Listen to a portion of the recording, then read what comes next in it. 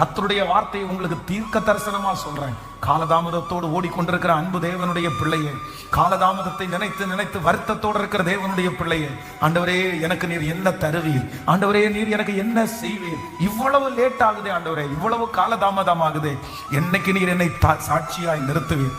என்னோடு கூட சேர்ந்த நிறைய பேர் வேகமாய் ஓடிட்டே இருக்கிறாங்க.